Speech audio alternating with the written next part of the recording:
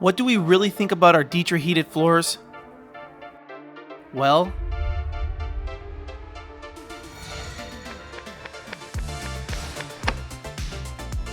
let's talk about it.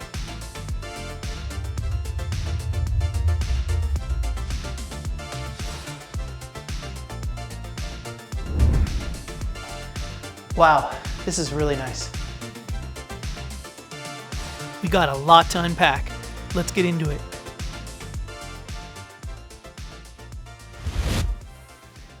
As you can tell, we really like our heated floors, and what I want to do with this video is talk a little bit about our initial impressions, which is a lot different than what we typically post. I normally post videos showcasing the DIY experience renovating our builder-grade home. But I feel like we have a nice perspective on these heated floors being both the installer and the homeowner. So what I want to do is three things. First, I want to give a few tips from a DIYer's perspective. Second being what we think of these heated floors and how it works. And third, we'll talk a little bit about total cost of materials. I'll put chapters for this video, but let's start from the beginning with the DIY tips. Let me show you. I think the most important thing about Schluter's heated floor system is it requires a dedicated circuit. Schluter has really good instructions, and all this is in the manual. You can calculate exactly how many amps you're going to draw. But more on this later. The most foundational layer of this system is the Ditra. The Ditra is what physically holds the electrical wires in place. Since we have concrete subfloors, we had to use Ditra Heat Duo, which has a thermal break below it. This prevents heat from dissipating into the concrete. Ditra is always installed with thinset on concrete subfloors, unmodified thinset mortar. I mix the thinset a little on the wet side to make sure it sticks well to the back of the Ditra. And of course, I always use the correct trowel size that's recommended by Schluter in the handbook. And that's the installation of the Ditra mats. Up next, the heated cable wiring install. We decided to do heated shower floors, which requires its own separate run to the thermostat. The heated floor cabling is easy to install, it just pushes in between the lugs of the Ditra. The cabling has to have either 3 lugs between it or an alternating 3-2-3 lug pattern. This pattern can be changed up to either save or use up more wiring on the way to the thermostat. This is the challenging part because the wiring can't be cut, so this has to be perfect. Other requirements are the cables can't be closer than 3 inches to the wall, 2 inches from the vanity, and 6 inches from the floor drain. The reason that we did a separate shower run from the rest of the floor is in case there's any water damage in the shower, it won't take out the rest of the floor. The shower cabling also has to be completely waterproofed. This is done with Curdy membrane. Another important thing is when the cabling exits the shower pan, it has to run through a notch in the curb. It cannot run directly through it. Now we have our 2 separate cable runs and it's all going to connect at the thermostat. The heated floor cabling has to run up the wall inside conduit. And then the temperature sensors run down the wall from the thermostat inside conduit also. The temperature sensor should be installed evenly between a heated cable run. And it's recommended to install 2 of these and leave one disconnected. If something fails, it's going to be these temperature sensors. And at this point, we installed all of our limestone tile on top.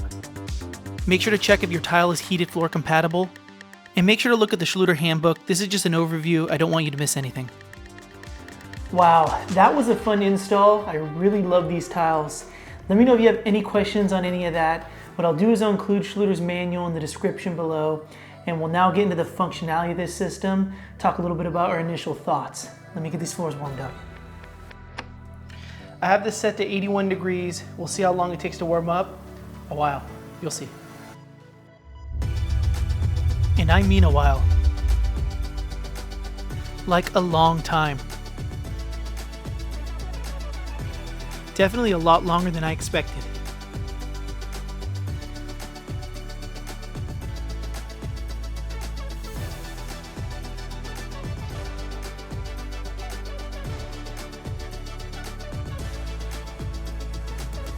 There's gotta be a more efficient way.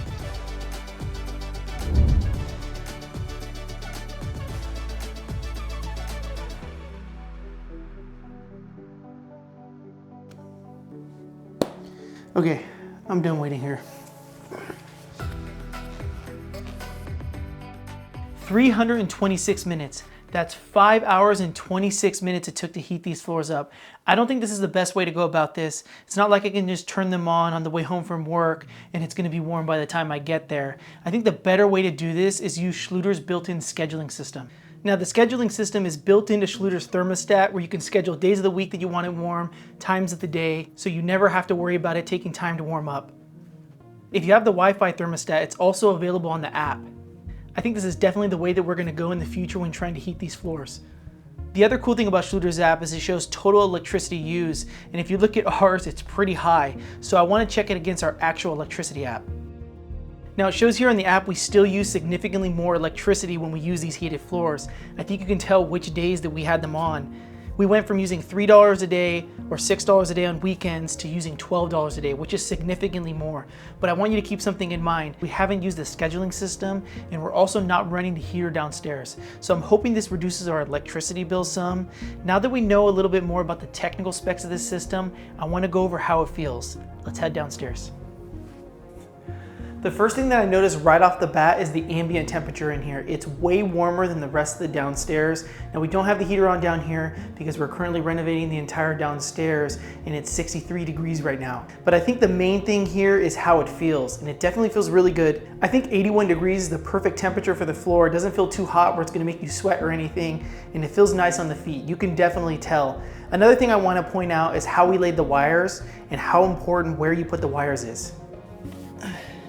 Okay, right here is where our bathtub goes, and we didn't put any heated floor cabling here. You're not supposed to put it underneath the bathtub, but the tile is freezing cold.